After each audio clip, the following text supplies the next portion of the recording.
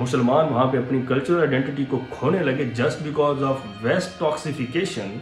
तो फिर आयतुल्लाह खुमैनी 1979 में ईरान में आते हैं और फिर एक ईरानियन रेवोल्यूशन होती है जिसमें शाह मोहम्मद रज़ा पहलवी को रिमूव कर दिया जाता है, उनको ओवरथ्रो कर दिया जाता है ईरान से, और फिर खुमैनी की एक गवर्नमेंट आती है और वो ईरान का इक़्तिदार संभालते हैं और ईरान में फिर से थियोक्रेटिक एक पॉलिटिकल स्ट्रक्चर हमें नज़र आता है और वहाँ पे ईरान में मुस्लिम रूल हमें नज़र आता है।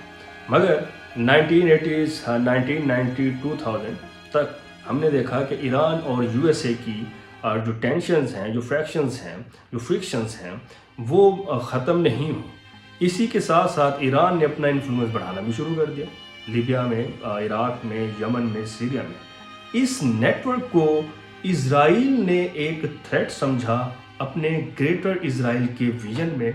उसने ये समझा कि मुझे ईरान को अपने रास्ते में से हटाना चाहिए। तो यूएसए की सपोर्ट के साथ इज़राइल की जो एक्सपेंशनिस्ट पॉलिसी है, जो रियलिस्ट पॉलिसी है और जो उसका विजन है ग्रेटर इज़राइल का, तो उसने सोचा कि इस नेटवर्क को रिमूव करने के लिए मुझे ईरान को अपने रास्ते में से हटाना होगा। और ये बात 2026 तक आ पहुंची, जिस पर यूएसए ने और इज़राइल ने एक प्रीडेटरी हेजमनी की पॉलिसी को अडॉप्ट करते हुए ईरान के ऊपर अटैक किया। अब अगर हम देखें कि इस टाइम पर यूएसए की पॉलिसी क्या है, ट्रंप की क्या पॉलिसी है। ट्रंप का जो 2017 का टेन्योर था, तो उसको बहुत से पॉलिटिकल रिसर्चर्स ने, पॉलिटिकल साइंटिस्ट ने कहा कि he is an old fashion mercantilist, he is an imperialist, he is an isolationist, और ये एक नेगेटिव आइसोलेशनिस्ट है, कंजर्वेटिव आइसोलेशनिस्ट है, जिसकी हमेशा कोएसिव डिप्लोमेसी नज़र आई। जब भी ये आता है चाइना के ऊपर सैंक्शन लगाता है, मैक्सिको पे सैंक्शन लगाता है, इंडिया पे सैंक्शन लगाता है, कनाडा पे सैंक्शन लगाता है। तो डोनाल्ड ट्रंप की जो करंट जो पॉलिसी है वो एक लिबरलिस्ट पॉलिसी है, और अगर उसको मज़ीद हम अच्छे वर्ड्स में बात करें तो ये एक प्रीडेटरी हेजमॉन है, जो कि हमेशा स्ट्रॉन्ग बन के वीकर के ऊपर अटैक करता है, कमज़ोर के ऊपर अटैक करता है। जैसे कि हमने एक एग्जांपल भी देखी, यूएसए का वेनेजुएला पे अटैक करना और वहाँ के प्रेसिडेंट को किडनैप करना। तो living in the era of globalisation आप एक आइसोलेशनिस्ट बन जाते हैं, आप एक रियलिस्ट बनते हैं, क्योंकि आप इगोइस्टिक हैं, सेल्फ सेंट्रिक हैं, स्टेट सेंट्रिक हैं। आपकी पॉलिसी अमेरिका फर्स्ट है, अमेरिकन फर्स्ट है, ग्रेट अमेरिका आपकी पॉलिसी है।